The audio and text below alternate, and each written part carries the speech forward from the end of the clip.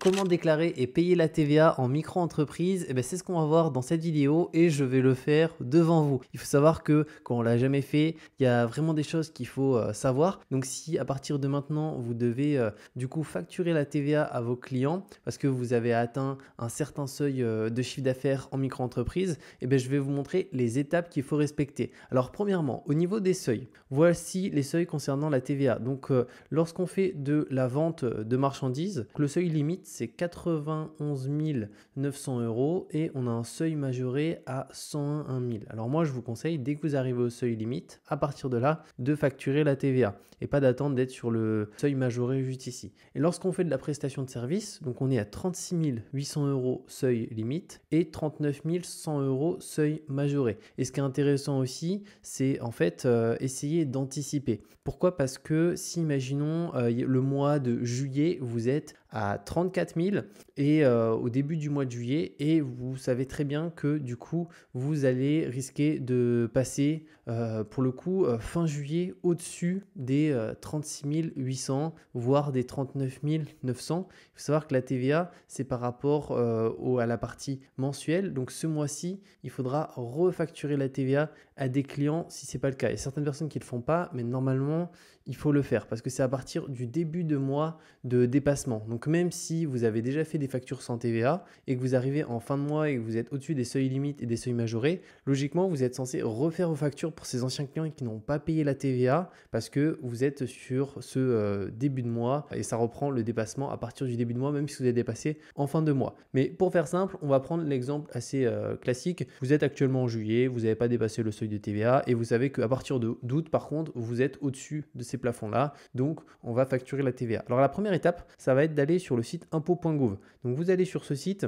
Et il faut savoir que vous avez deux espaces. Vous avez l'espace particulier et l'espace professionnel. Et je vous invite aussi à vous y prendre en avance avant même d'avoir besoin de déclarer la TVA parce que vous avez dépassé les plafonds, à créer votre espace professionnel. Parce que ça peut prendre un certain temps, peut-être 5, voire un petit peu plus de jours. Donc comme ça, vous avez déjà votre espace professionnel de créer et par la suite, vous pourrez déclarer directement votre TVA. Et en général, alors je ne sais pas si c'est encore le cas aujourd'hui, mais moi j'avais demandé un numéro de TVA intracommunautaire. Donc je vais vous montrer vraiment comment ça se passe. Donc on clique sur votre espace professionnel. Donc vous, si vous n'avez pas d'espace, vous pouvez directement le créer juste ici. Donc créer mon espace professionnel.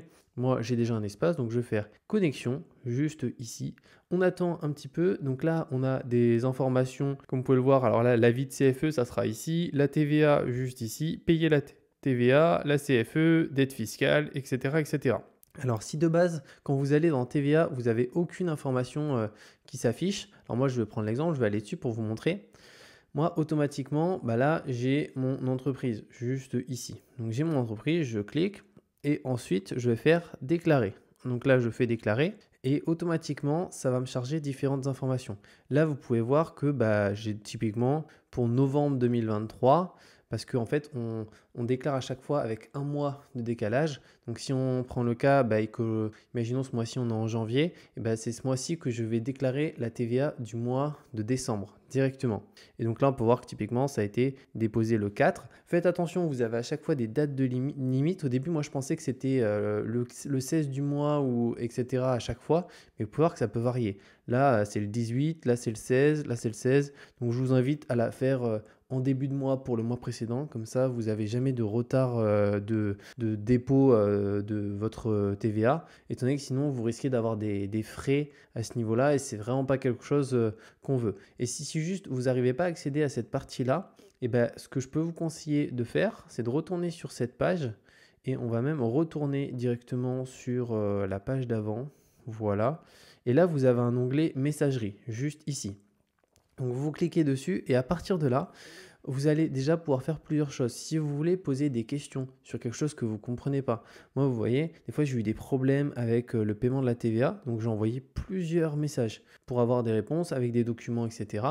Ils répondent très rapidement et ça vous permettra vraiment d'avoir des réponses à vos questions et vraiment de bien faire les choses. Et donc ici, vous pouvez aller dans écrire. Et imaginons, vous avez une question sur la TVA, c'est-à-dire que vous avez un problème, imaginons, de paiement. Et vous cliquez sur « J'ai un problème de paiement sur cet impôt » et automatiquement, eh ben, vous allez avoir une personne qui va vous répondre et vous allez pouvoir poser votre question. Pareil, je demande un numéro de TVA intracommunautaire, ça vous allez en avoir besoin. Au début, vous l'avez pas forcément ce numéro intracommunautaire. En tout cas, à l'époque, quand j'avais fait la demande parce que je passais les seuils de plafond de TVA, je sais que je l'avais demandé. Peut-être qu'aujourd'hui, ça a un peu changé, mais en tout cas, si vous n'arrivez pas à aller sur la page que je vous ai montrée juste avant, où on a vu les dates de dépôt, etc., c'est qu'au préalable, vous devez demander un numéro TVA communautaire et vous pouvez tout simplement dire, bah voilà, je m'apprête à dépasser les seuils de franchise de TVA avec ma micro-entreprise. Est-ce que je pourrais avoir un numéro de TVA intracommunautaire et que vous m'activez la partie pour que je puisse déclarer la TVA dès le mois prochain? Et vous allez avoir une réponse, c'est bon, dès le mois prochain, votre espace est activé. À partir de maintenant, vous pouvez collecter et déclarer la TVA directement sur le site impôts.gouv.fr. Donc voilà, ça c'est important. Ici, si vous avez des questions, il ne faut pas hésiter, parce que moi je vous répondrai si vous avez des commentaires, etc. Mais je ne suis pas un expert, ils sont compétents, eux c'est vraiment leur métier, donc voilà, il ne faut pas hésiter à ce niveau-là. Donc nous, on va tout simplement revenir sur notre partie TVA et je vais vous montrer les étapes pour la déclarer. Donc là pareil, je vais me remettre sur le nom de l'entreprise, je vais faire déclarer, j'attends un tout petit peu. Et là, automatiquement, alors vu que je ne peux pas déposer de déclaration, étant donné que j'ai déjà déposé mes déclarations, je vais vous montrer une déclaration que j'ai déposée pour que ça puisse vous donner des informations. Je vais prendre l'exemple ici de août 2023. Donc je vais pouvoir peut-être cliquer sur ma déclaration. Donc je vais essayer de vous montrer. Donc on peut aussi modifier si vous avez fait des erreurs, on ne sait jamais. Donc là, je vais faire visualiser et automatiquement, vous allez voir un petit peu comment c'est complété.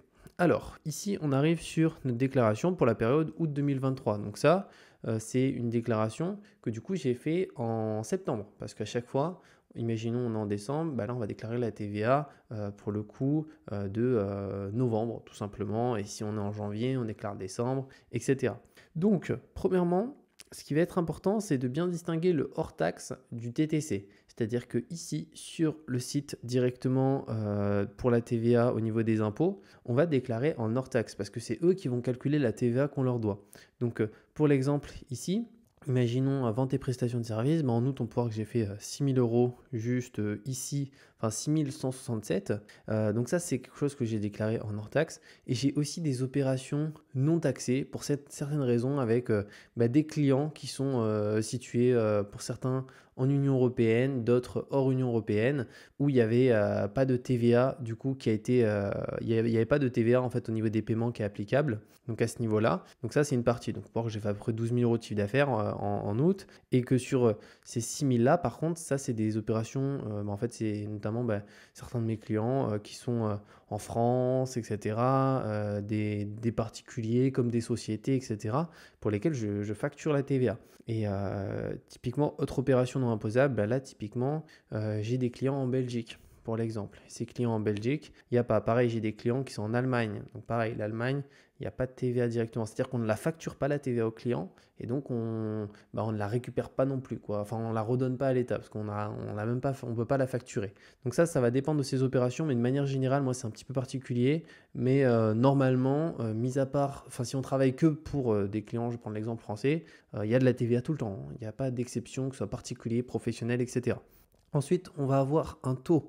Donc le taux, c'est 20%. Donc là, vous pouvez voir, j'ai mis le chiffre d'affaires en taxe 6 167, et automatiquement, il y a 1 233 € de TVA. Alors, il faut savoir qu'au niveau de la facture du client, en fait, c'est bien 6 167 plus 1 233 qui avait marqué sur la facture. C'est-à-dire que la TVA, en soi, moi, juste, elle est facturée, mais je la récupère pour la redonner à l'État. Il faut savoir que la TVA, c'est pas réellement quelque chose qui pour nous va être impactant si on travaille en fait avec des professionnels. Parce que les professionnels, ça n'a aucun impact sur eux, ils peuvent aussi la récupérer. Et comment la récupérer?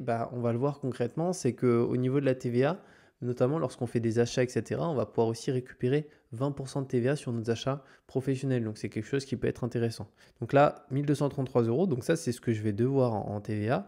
Et ici, total TVA déductible, donc 85 €. Donc ça, 85 €, d'où ils sortent? En fait, c'est certains achats que j'ai réalisés pour mon activité. Ça pourrait être, je vais donner l'exemple, mais imaginons j'ai acheté un câble comme ça qui a coûté 10 euros. Et bien sur ces 10 euros, il y a 20% de TVA. Et donc ces 20% de TVA, je vais pour les mettre ici. Imaginons il y a 1, 2 euros, ben ça fait 2 euros. Après, j'ai des abonnements à des plateformes qui vont me coûter 30 euros, 50 euros par mois. Pareil, ben là, il y a de la TVA. Après, je suis aussi abonné à des services où, pour le coup, qui ne sont pas en France ou dans certains pays où ben, on n'a pas la partie TVA, donc ils ne me la facturent pas, donc je ne peux pas la récupérer. C'est-à-dire pour récupérer la TVA, il faut que, bah, imaginons une entreprise la facture. Si je commande quelque chose sur Amazon, eh ben pour le coup, la TVA, elle est facturée. Donc, je vais pouvoir la récupérer sur les achats professionnels. Et après, vous avez différentes informations ici. Donc, automatiquement, on peut voir de base, je dois 1233 euros de TVA que j'ai facturé à mes clients, je dois la redonner à l'État. Mais ce qui est cool, c'est que du coup, j'ai fait des achats en lien avec mon activité sur lesquels j'ai payé de la TVA et donc je peux la récupérer. Donc, il y a eu 85 euros de TVA pour l'exemple. Et donc 85 euros, et ben concrètement, je ne dois pas 1233 euros, mais 1148. Et donc au final, bah, c'est ce que j'ai dû payer tout simplement, et ce qui a déjà été payé d'ailleurs. Donc ça, c'est quelque chose d'important. C'est-à-dire que la TVA n'a aucun impact si on travaille avec des professionnels une nouvelle fois, parce que bah, les professionnels peuvent la récupérer, la TVA. Donc si on les facture, ça ne les dérange pas. Parce qu'en fait, eux, bah, si on les facture, en fait, ils la payent du coup. Mais pareil, eux, quand du coup, ils sont directement sur impôt.gouv, ils peuvent aussi du coup la déduire directement. Donc ça peut être de la TVA qui va être déductible parce qu'ils l'ont payé. Donc au final, ça compense vachement.